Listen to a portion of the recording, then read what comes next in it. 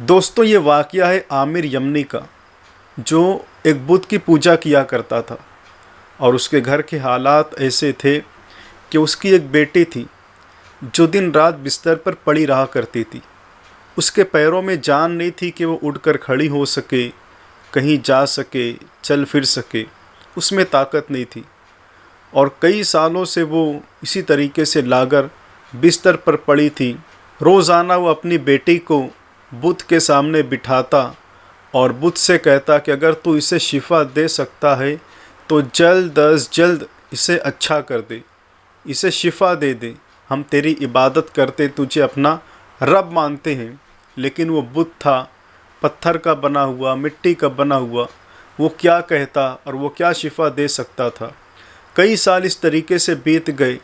اور وہ روزانہ اپنی بیٹی کو بت کے سامنے بٹھاتا اور اس طریقے سے کہتا رہتا کہ اگر تو اسے شفا دے سکتا ہے تو شفا دے دے، لیکن وہ شفا نہ دینا تھا، نہ دے سکا۔ کئی سال بیتنے کے بعد وہ اپنی بیوی سے کہتا ہے کہ یہ ہماری سنتا ہی نہیں، ہم لگاتار کئی سالوں سے اس کی منت سماجت کر رہے ہیں، اسے اپنا خدا کہہ رہے ہیں، اپنا معبود کہہ رہے ہیں، اور ہم مسلسل اس سے یہ التجا کرتے ہیں کہ ہماری بیٹی کو شفا دے دے، اچھا کر دے، لیکن یہاں تو کوئی بات ہماری سنی ہی نہیں جاتی۔ بیوی کہیں ایسا تو نہیں کہ ہم کسی دوسرے مذہب میں چلے گئے، کہیں ہم غلط مذہب پہ ہیں، غلط راستے پر، ایسا تو نہیں ہے؟ تو بیوی نے کہا کہ تم ٹھیک کہتے ہو، اگر ہم سچے دین پر ہوتے اور سچے خدا کو یاد کر رہے ہوتے اور اسی سے کہہ رہے ہوتے تو اتنے دنوں تک سے ہم کہہ رہے ہیں ہماری بات تو مان لی جاتی۔ اگر ہمارا یہ خدا ہوتا اور یہ سچا ہوتا تو ہماری بات سن لیتا، لہٰذا یہ خدا نہیں ہے، یہ معبود نہیں ہے، ورنہ یہ سن لیتا، خدا تو کوئی اور ہے۔ ابھی وہ یہ بات کر ہی رہے تھے تو بیوی نے اسے مشورہ دیا کہ کیوں نہ ہم سچے معبود کی تلاش میں، سچے خدا کی تلاش میں ہم ساتھ چلتے ہیں۔ ابھی وہ یہ کہہ ہی رہے تھے کہ آنکھوں کے سامنے سے گویا کہ قدرت نے پردے اٹھا دیے، اور وہ نور، وہ تجلیات اور وہ سما جو آقا علیہ الصلوۃ والسلام کی ولادت کے وقت تو کائنات میں ظہور ہوا تھا جن انوار و تجلیات کا، وہ اپنی آنکھوں سے دیکھتا ہے کہ آسمان پہ ایک نور چھایا ہوا ہے، درخت ایک سمت جھک گئے ہیں،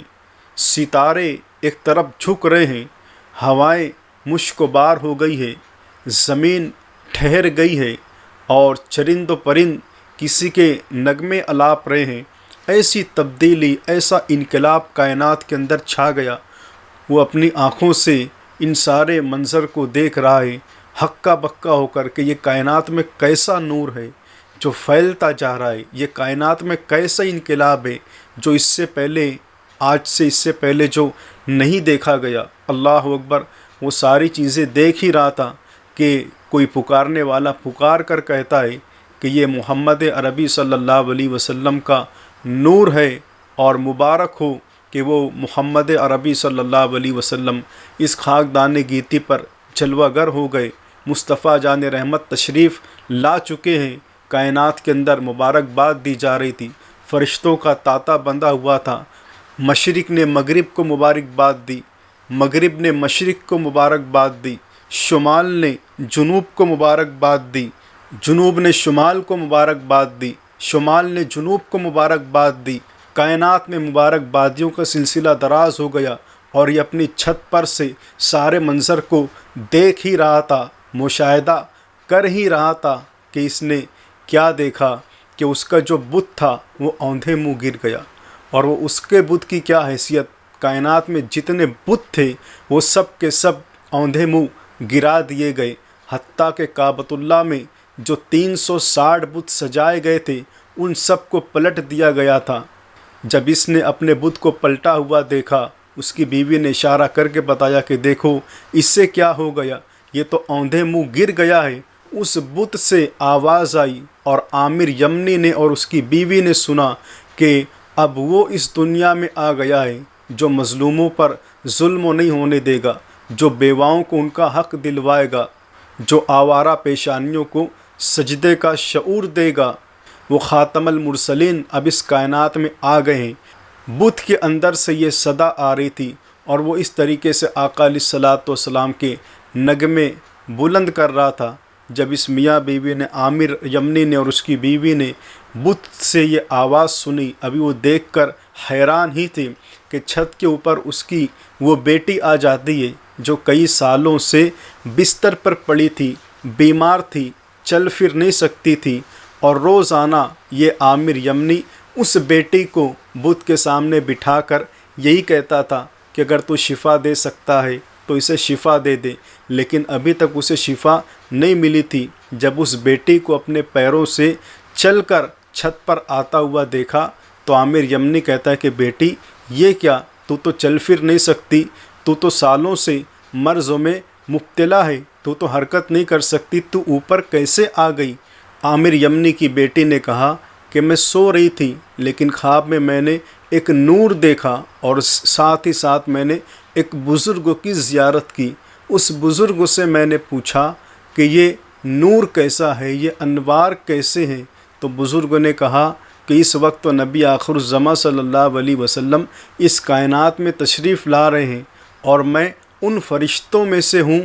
جنہیں اللہ تعالیٰ نے یہ شرف عطا کیا کہ اللہ کے نبی صلی اللہ علیہ وسلم کے نور کو تھام لے۔ میں انہی فرشتوں میں سے ہوں، مجھے یہ شرف حاصل ہے، میں نے اللہ کے نبی صلی اللہ علیہ وسلم کے نور کو تھاما ہے۔ تو عامر یمنی کی بیٹی نے کہا کہ میری حالت دیکھ رہے ہو، میں بیمار ہوں، کئی سالوں سے اپاہج ہوں، اپنے پیروں سے چل پھر نہیں سکتی، کیا تم مجھے اچھا کر سکتے ہو؟ تو اس فرشتے نے کہا کہ اللہ تعالیٰ نے یہ اعلان کیا ہے کہ جو بھی اس کے حبیب کے وسیلے سے اس کی بارگاہ میں دعا کرے گا، جو بھی سوال کرے گا، مانگے گا، اللہ اسے واپس نہیں کرے گا، اس کی دعا اللہ تعالیٰ ضرور قبول کرے گا۔ تم بھی اس کے حبیب صلی اللہ علیہ وسلم کا وسیلہ دے کر اللہ کی بارگاہ میں دعا کرو، اللہ تمہیں ضرور شفا عطا فرمائے گا۔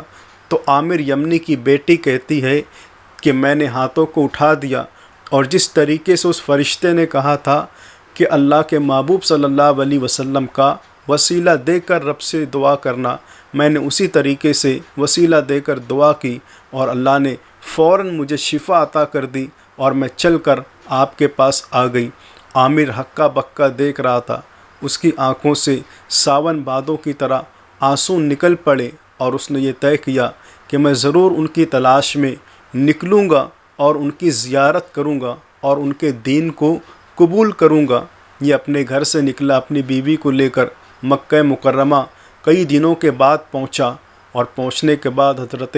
سیدہ آمنہ خاتون رضی اللہ تعالیٰ عنہا کا مکان پوچھا، لوگوں نے بتا دیا، گھر یہ پہنچا اور سوال کیا کہ میں محمد عربی صلی اللہ علیہ وسلم کی زیارت کرنا چاہتا ہوں۔ تو اسے کچھ دیر کے لیے سیدہ آمنہ خاتون نے ٹھہرنے کے لیے کہا۔ اندیشہ یہ تھا کہ ہو سکتا ہے کہ یہ کوئی یہودی تو نہیں، اور اگر یہ یہودی ہوگا تو کہیں یہ محمد عربی صلی اللہ علیہ وسلم کو نقصان پہنچانے کی نیت سے تو نہیں آیا ہے۔ کچھ دیر اسے ٹھہرایا گیا، اور پھر حضرت سیدہ آمنہ خاتون نے اسے اندر بلایا۔ یہ اندر جیسے ہی گیا، خوشبو کی لپیٹیں آ رہی تھی، انوار و تجلیات اس نے دیکھے۔ جب آقا علیہ الصلوۃ والسلام کے جھولے کے قریب گیا اور چہرے مبارکہ سے پردہ اٹھایا گیا، نقاب پلٹا گیا، اس نے بچپن کے ایام میں آقا علیہ الصلوۃ والسلام کی زیارت کی،